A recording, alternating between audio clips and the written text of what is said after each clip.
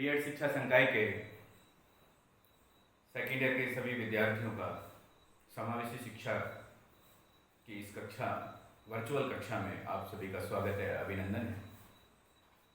उम्मीद करता हूं कि कोरोना के इस काल में आप सभी लोग अपने अपने घर पर सुरक्षित होंगे, सेफ होंगे, अपना ध्यान रखें और ऑनलाइन जो आपको वीडियो मिल रहे हैं, ई कंटेंट मिल रहे हैं, उसका पूरा अध्ययन करें, समय का सदुपयोग करें और सीखने की अपनी गति और अच्छे अध्यापकत्व की पकड़ बनाए रखें। और आज जिस प्रकरण पर मैं आपके लिए चर्चा करना चाह रहा हूँ वो प्रकरण है समावेशी शिक्षा का दर्शन।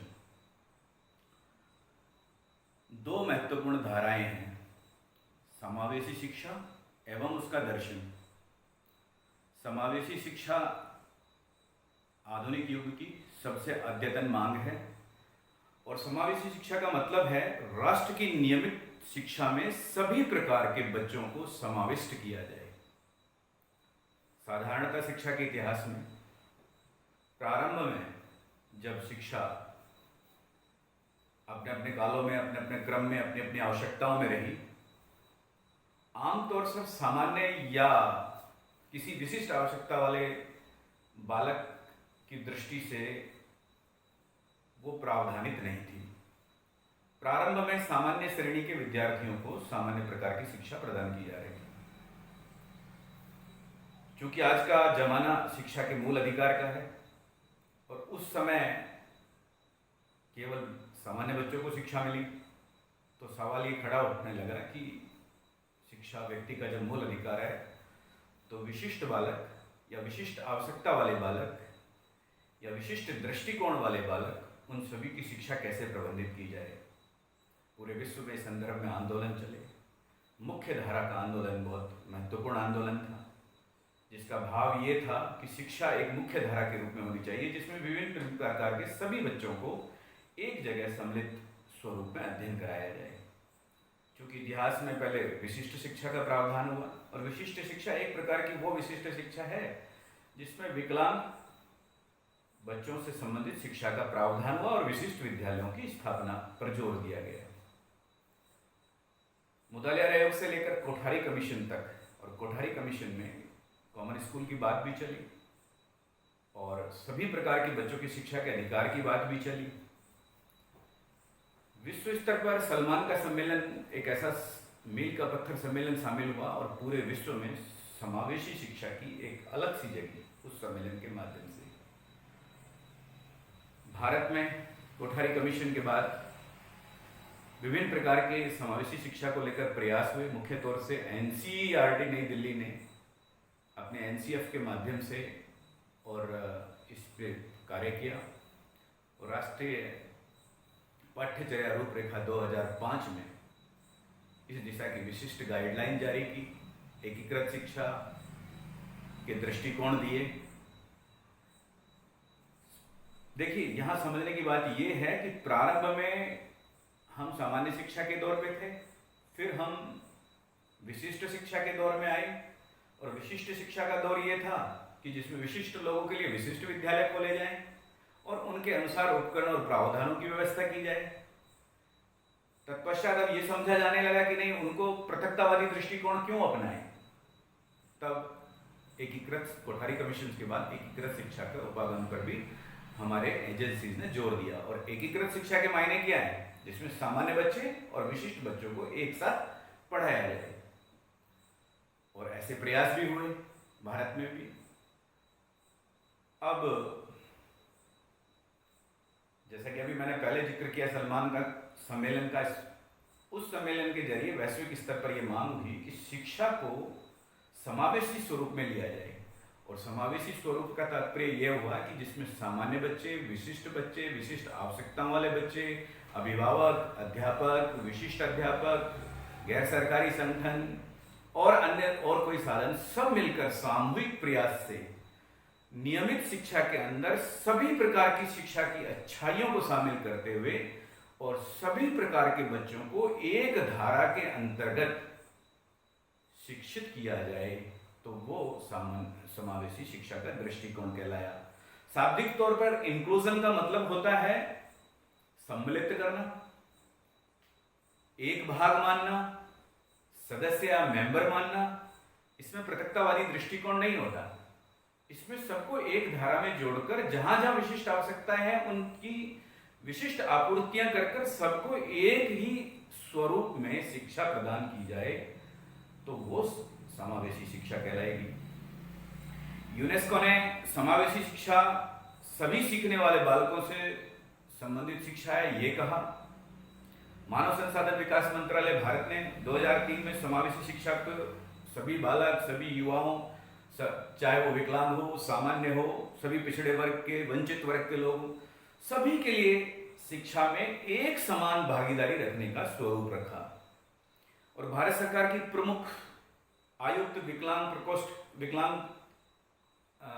दृष्टिकोण के विकलांगता के दृष्टिकोण के लिहाज से उमा तुली, जिन्होंने विशिष्ट शिक्षा और समावेशी शिक्षा के क्षेत्र में बहुत काम किया है, उनका ये मानना है कि समावेशन वो प्रक्रिया है जिसमें प्रत्येक विद्यालय की दैहिक, संवेगात्मक और सीखने की आवश्यकताओं को पूरा किया जा सके और उनके अनुकूल संसाधनों का प्रावधान कर उनको एक धारा में लाया जा सके।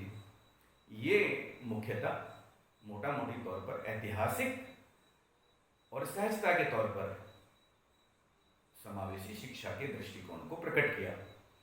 नटसेल में हम ये कह सकते हैं कि सामान्य शिक्षा केवल एक विशिष्ट प्रकार की जो ट्रेडिशनल शिक्षा वो चली आई, विशिष्ट शिक्षा विशिष्ट आवश्यकता वाले और विकलांग बालकों से संबंधित रही और उनके पृथकतावादी विद्यालय रहे।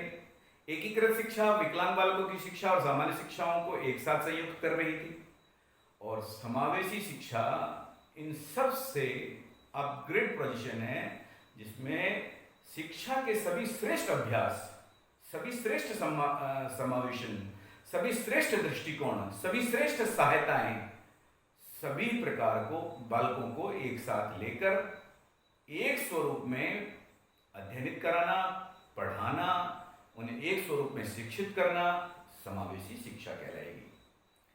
अब दर्शन की बात करूं तो आप सभी जानते हैं कि दर्शन का मतलब क्या है। तो दर्शन से तात्पर्य यह है कि जो दिखाई दे, जिसको हम समझें।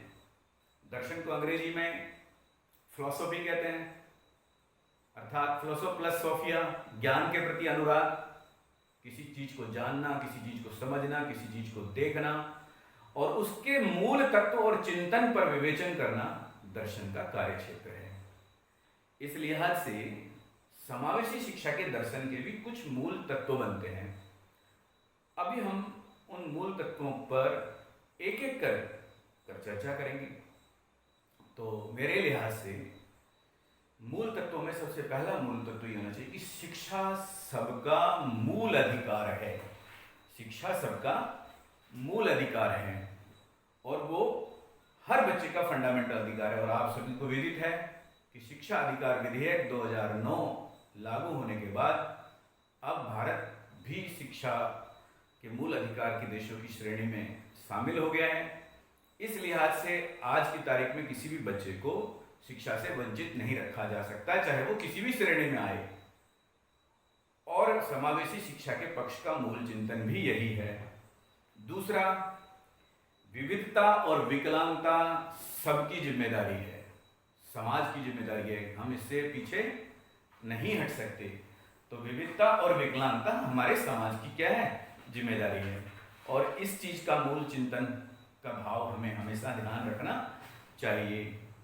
बाधा रहित शिक्षा हो, किसी की शिक्षा में किसी प्रकार की बाधा नहीं गढ़ी जाए, किसी प्रकार की रोक ना हो, किसी प्रकार के हर्डल ना हो, बाधा रहित शिक्षा हो और कहीं रुकावट ना हो, ये इसका मूल दर्शन है। दूसरा, हम ये कह सकते हैं कि विविधताएं मानवीय जीवन का उत्सव है और हमें उनको उत्सव के रूप, क्योंकि हम प्रकृति ने हम सबको अलग अलग बनाया है, तो हम उनको प्रकृतिवादी दृष्टिकोण से ना देखें, उनकी अपनी विशेषताओं के दृष्टिकोण से देखें और अंतरों को स्वीकारें। हम जाने कि हर बच्चे में एक समानता नहीं होती, सब में अंतर होते हैं और उन अंतरों को स्वीकार करते हुए हम सबको सम्मिलित करें। समानता का व्यवहार और समान अवसर, ये इसका मूल दर्शन का तत्व है कि समानता का व्यवहार होना चाहिए और समान अवसर सबको मिलने चाहिए। विभेद केवल हमारे मन की उपज है, मस्तिष्क की उपज है। भेद प्रकृति ने कभी नहीं जोड़ा और इस विभेद को हमें तोड़ना है, क्योंकि विभेद हमारी केवल मानसिक स्थिति है। व्यवस्था करें, व्यवधान न घड़े। समावेशी शिक्षा ये कहती है कि चुनौती को स्वीकार करें, सभी प्रकार के बच्चों को एक साथ एक छत में लाने के लिए व्यवस्था करें, व्यथा ना करें कि भाई ये बच्चा फलां श्रेणी का है, हमारे यहाँ इस पर पढ़ाने की कोई सुविधा नहीं है। ये सब चीज़ें हटाकर उसके संदर्भ में व्यवस्था की जानी चाहिए। सबका समावेशन विकास का मूल आधार है। सहभागिता समावेशन की मूल शक्ति है। इसमें सब लोगों की सहभागिता होगी, अध्यापक की, विशिष्ट अध्यापक की, विशिष्ट सहायक सामग्रियों की, विशिष्ट उपकरणों की, विशिष्ट तकनीकी की, आईसीटी की, और साथ ही साथ एनजीओज की, गैर सरकारी संगठन की, सरकारी निकाय और संवैधानिक दृष्टिकोणों की, माता पिता की, डॉक्टर्स की, सभी लोगों की सहभागिता बहुत जरूरी है और वो उसकी मूल शक्ति है। सबके साथ सबके प्रयास, परस्पर निर्भरता समावेशन के आधार का क्या है, दृष्टिकोण है। सहारा सेवाएं, संयुक्त प्रयास कार्य की अच्छी शैली है।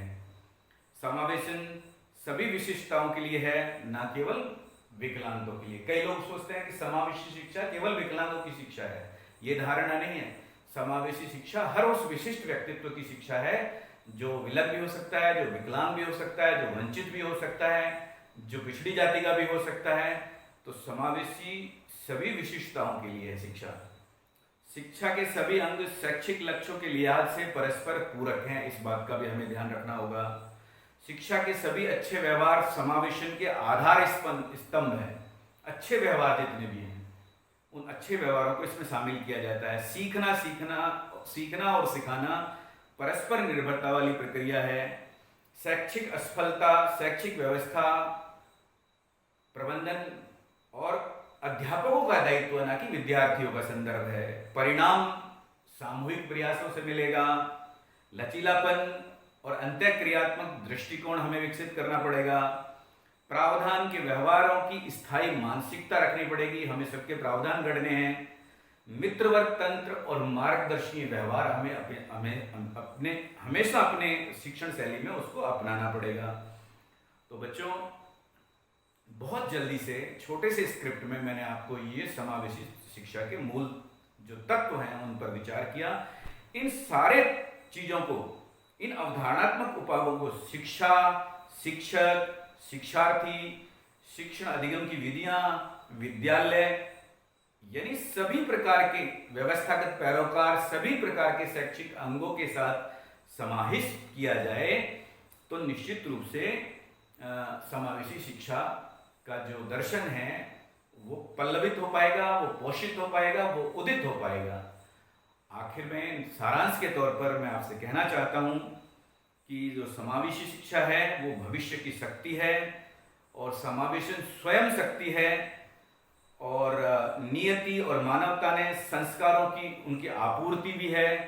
तमाम प्रकार के अच्छे व्यवहारों का शिक्षा में सम्मेलन है।